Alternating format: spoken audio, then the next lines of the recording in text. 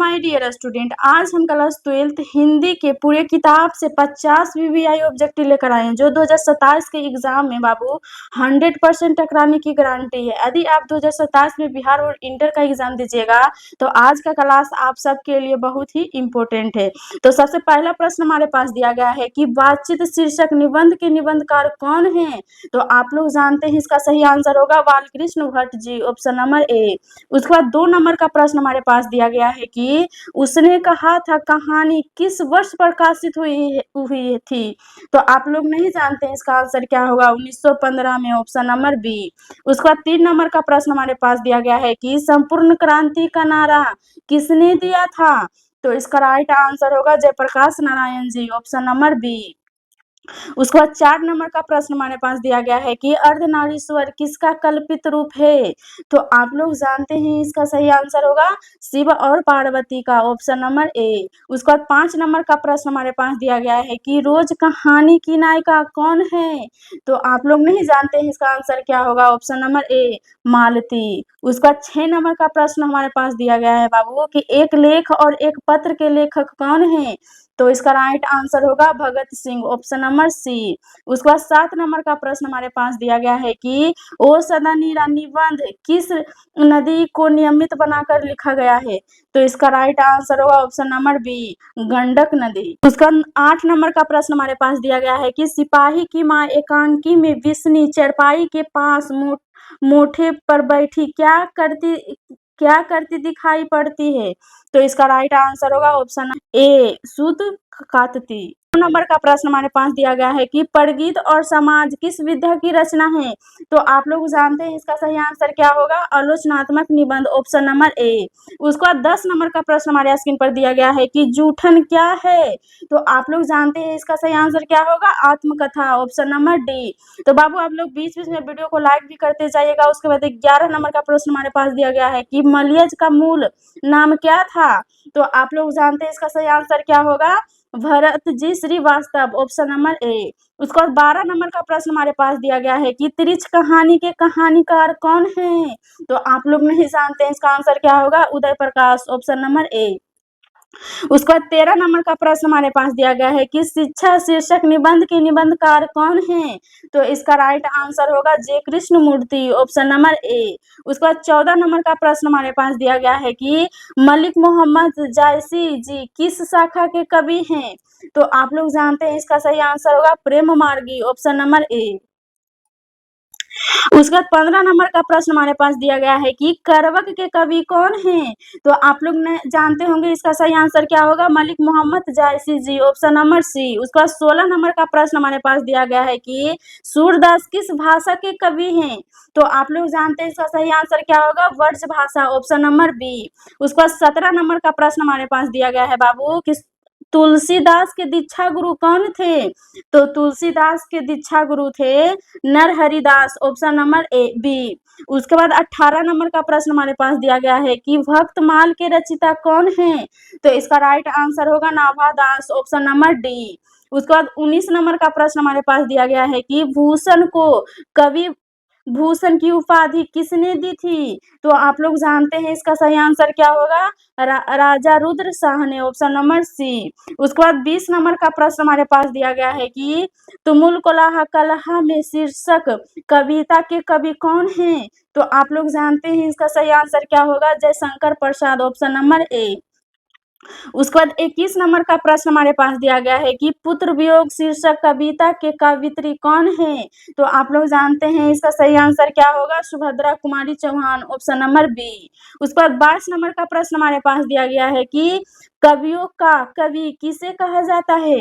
तो आप लोग जानते होंगे इसका सही आंसर होगा शमशेर बहादुर सिंह, ऑप्शन नंबर ए। उसके बाद 23 नंबर का प्रश्न हमारे पास दिया गया है कि जन जन का चेहरा एक शीर्षक कविता के कवि कौन है। तो इसका राइट आंसर होगा ऑप्शन नंबर ए, गजानंद माधव मुक्ति बोध। उसके बाद 24 नंबर का प्रश्न हमारे स्क्रीन पर दिया गया है कि रघुवीर सहाय का जन्म स्थान कौन सा है। तो आप लोग जानते हैं इसका सही आंसर होगा लखनऊ, उत्तर प्रदेश, ऑप्शन नंबर ए। उसके बाद 25 नंबर का प्रश्न हमारे पास दिया गया है कि प्यारे नन्हे बेटे को कविता में लोहा किसका प्रतीक है। तो आप लोग जानते होंगे इसका सही आंसर क्या होगा, कर्म का, ऑप्शन नंबर बी। उसके बाद 26 नंबर का प्रश्न हमारे पास दिया गया है कि हार जीत किस प्रकार की रचना है? तो इसका राइट आंसर होगा गद्य कविता, ऑप्शन नंबर ए। उसके बाद 27 नंबर का प्रश्न हमारे पास दिया गया है कि गांव का घर कविता के कवि कौन हैं? तो इसका राइट आंसर होगा ज्ञानेंद्र पति, ऑप्शन नंबर ए। उसके बाद 28 नंबर का प्रश्न हमारे पास दिया गया है बाबू कि बाल कृष्ण भट्ट का जन्म कब हुआ था? तो इसका राइट आंसर होगा 23 जून 1844 को, ऑप्शन नंबर ए। उसके बाद 29 नंबर का प्रश्न हमारे पास दिया गया है कि लप्टन साहब का विदूषक कौन था? तो आप लोग जानते हैं इसका सही आंसर क्या होगा? Wazira Singh, option number C. उसके बाद 30 नंबर का प्रश्न हमारे पास दिया गया है कि जयप्रकाश जयप्रकाश नारायण को समाज सेवा के लिए कौन सा पुरस्कार मिला था? तो इसका राइट आंसर होगा ऑप्शन नंबर सी, मैग्सेसे सम्मान। उसके बाद 31 नंबर का प्रश्न हमारे पास दिया गया है कि दिनकर जी को किस कृति पर भारतीय ज्ञानपीठ पुरस्कार मिला था? तो इसका राइट आंसर होगा ऑप्शन नंबर डी, उर्वशी। उसके बाद 32 नंबर का प्रश्न हमारे पास दिया गया है कि भगत सिंह के पिता किसके सहयोगी थे? तो आप लोग जानते हैं इसका सही आंसर क्या होगा? Lala Lajpat Rai, option number B. उसका 33 नंबर का प्रश्न हमारे पास दिया गया है कि बाबू कि कारक के कितने भेद होते हैं? तो आप लोग जानते हैं इसका सही आंसर क्या होगा? ऑप्शन नंबर डी, 8 भेद। उसका 34 नंबर का प्रश्न हमारे पास दिया गया है कि यशोधरा का संधि विच्छेद क्या होता है? इसका राइट आंसर होगा ऑप्शन नंबर ए, यश प्लस धारा। उसके बाद 35 नंबर का प्रश्न हमारे पास दिया गया है कि रसोई घर शब्द का कौन सा समास है? रसोई घर शब्द में कौन सा समास है? तो आप लोग जानते होंगे इसका आंसर होगा ऑप्शन नंबर ए, तत्पुरुष समास। उसके बाद 36 नंबर का प्रश्न हमारे पास दिया गया है कि देश विदेश शब्द में कौन सा समास है? तो इसका राइट आंसर होगा ऑप्शन नंबर बी, द्वंद्व समास। उसके बाद 37 नंबर का प्रश्न हमारे पास दिया गया है कि चतुर्भुज शब्द में कौन सा समास है बाबू? तो आप लोग जानते हैं इसका सही आंसर होगा बहुव्रीहि समास, ऑप्शन नंबर बी। उसके बाद 38 नंबर का प्रश्न हमारे पास दिया गया है कि सेना शब्द का पर्यायवाची शब्द क्या है? तो आप लोग जानते हैं इसका सही आंसर होगा वाहिनी, ऑप्शन नंबर ए। 39 नंबर का प्रश्न हमारे पास दिया गया है कि किरण का पर्यायवाची शब्द क्या होगा? तो इसका राइट आंसर होगा उपर्युक्त सभी, ऑप्शन नंबर डी। उसके बाद 40 नंबर का प्रश्न हमारे पास दिया गया है कि निम्नलिखित में से शुद्ध शब्द कौन सा है? तो आप लोग जानते हैं इसका सही आंसर क्या होगा? कवयित्री, ऑप्शन नंबर ए। उसके बाद 41 नंबर का प्रश्न हमारे पास दिया गया है कि प वर्ग का उच्चारण स्थान क्या है? तो इसका राइट आंसर होगा ओष्ठ, ऑप्शन नंबर बी। उसके बाद 42 नंबर का प्रश्न हमारे पास दिया गया है कि वृष्टि का अभाव वाक्य खंड के लिए एक शब्द क्या होगा? तो आप लोग जानते हैं इसका सही आंसर होगा अनावृष्टि, ऑप्शन नंबर ए। उसके बाद 43 नंबर का प्रश्न हमारे पास दिया गया है कि कुछ खा लो किस सर्वनाम का उदाहरण है? तो इसका राइट आंसर होगा अनिश्चयवाचक, ऑप्शन नंबर बी।